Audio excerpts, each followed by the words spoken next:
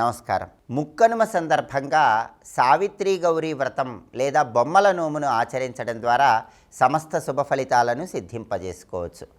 కనుమ రోజు పాటించే విధులన్నీ కూడా ముక్కనుమ రోజు పాటించడం అనేది అనాదిగా వస్తున్న సంప్రదాయం. అయితే ముక్కనుమ రోజు మాత్రం కొత్తగా వివాహమైనటువంటి మహిళామణులు సావిత్రి గౌరీ వ్రతము లేదా బొమ్మల నోము అనే పేరుతో ఒక ప్రత్యేకమైన నోమును ఆచరిస్తారు. వివాహం కావలసిన కన్యలు కూడా ఈ వ్రతాన్ని ఆచరించుకోవచ్చు. ఈ సావిత్రి గౌరీ వ్రతాన్ని ఎలా ఆచరించాలంటే మట్టితో తయారు చేయబడినటువంటి విగ్రహాలు, శ్రీరాముడు, శ్రీకృష్ణుడు ఇటువంటి దేవతల విగ్రహాలను మట్టితో తయారు చేసినవి గృహంలో ఏర్పాటు చేసుకొని ఆ మట్టి విగ్రహాల మధ్యలో తమలపాకులో పసుపు ముద్దను ఉంచి దాన్ని సావిత్రి గౌరీదేవి స్వరూపంగా భావించుకుంటూ గౌరీదేవి అష్టోత్తరం చదువుతూ పుష్పాలతో పూజ చేసి ముక్కనుమ నుంచి 9 రోజుల పాటు రోజుకొక నైవేద్యాన్ని ఆ సావిత్రి గౌరీదేవికి మహిళామణులు సమర్పిస్తారు. దీన్నే సావిత్రి గౌరీ వ్రతం అనే పేరుతో పిలుస్తారు. అయితే సావిత్రి గౌరీదేవిని మట్టి బొమ్మల మధ్యలో ఏర్పాటు చేసి పూజిస్తారు కాబట్టి దీన్ని బొమ్మల నోము అనే పేరుతో పిలుస్తారు.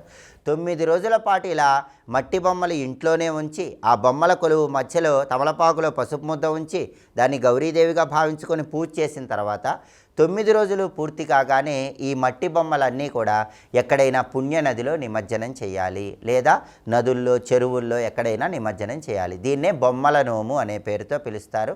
సావిత్రి గౌరీ వ్రతం అంటారు. దీనివల్ల మహిళామణులకు ఆయురారోగ్య అష్టైశ్వర్యాలు కలుగుతాయి. వివాహమైన మొదటి సంవత్సరం నుంచే దీన్ని ఆచరించుకుంటారు. వివాహం కావాల్సిన కన్యలు దీన్ని చేసినా కూడా మంచి జీవిత భాగస్వామిని పొందవచ్చు. అదేవిధంగా ఆంగ్ల నూతన సంవత్సరం 2026 మొత్తం అదృష్టము ఐశ్వర్యము కలిసి రావాలంటే మకర రాశిలో జన్మించిన వాళ్ళు కొన్ని ప్రత్యేకమైన విధి విధానాలు పాటించాలి. మకర రాశి వాళ్ళకి 2026 ఆంగ్ల నూతన సంవత్సరంలో గురుబలం అనేది జూన్ 2వ తేదీ నుంచి అక్టోబర్ 31 మధ్యలో ఉంది. జూన్ 2 ముందు గురుబలం లేదు. నవంబర్ డిసెంబర్ నెలల్లో గురుబలం లేదు. గురుబలం లేని సమయంలో కూడా గురుబలం రావాలంటే మకర రాశిలో జన్మించిన వాళ్ళు దేవగురువైన బృహస్పతికి సంబంధించిన ఓం బృం బృహస్పతయే నమః అనే మంత్రాన్ని గురువారం పూట 21 సార్లు చదవాలి.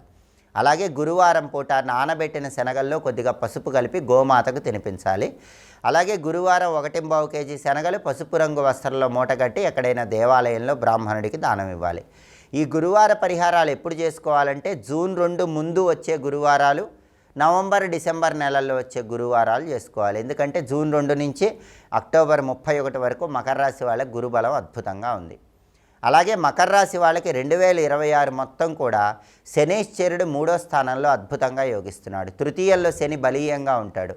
అంటే మనోధైర్యం ఉంటుంది, ఆత్మవిశ్వాసం ఉంటుంది. కొండల్ని పిండి చేసే ఆత్మవిశ్వాసంతో అద్భుతమైన విజయాలు మకర రాశి వాళ్ళు అందిపుచ్చుకోగలుగుతారు. ఎంత కష్టసాధ్యమైన పనినైనా సరే మొక్కువోని ధైర్యంతో పూర్తి చేసే శక్తి 3వ స్థానంలో శని సంచారం వల్ల మకర రాశి వాళ్ళు పొందగలుగుతారు. కాబట్టి మకర రాశి వాళ్ళు 2026 మొత్తం శనీశ్వరుడికి సంబంధించి ఎటువంటి పరిహారాలు పాటించాల్సిన అవసరం లేదు.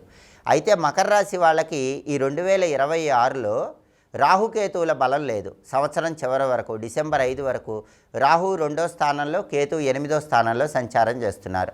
రాహు 2వ స్థానంలో సంచారం చేయటం వల్ల ఒక్కొక్కసారి కుటుంబంలో దూకుడుగా మాట్లాడటం వల్ల విభేదాభిప్రాయాలు కలిగే అవకాశాలు ఉన్నాయి. అలాగే 8వ ఇంట్లో కేతు సంచారం వల్ల ప్రయాణాల్లో కొద్దిగా ఇబ్బందికర పరిస్థితులు ఎదురయ్యే సూచనలు ఉన్నాయి. మకర రాశి వాళ్ళు ఈ 2026లో ప్రయాణాలు చేసేటప్పుడు అప్రమత్తంగా ఉండాలి, ప్రత్యేకమైన జాగ్రత్తలు తీసుకోవాలి.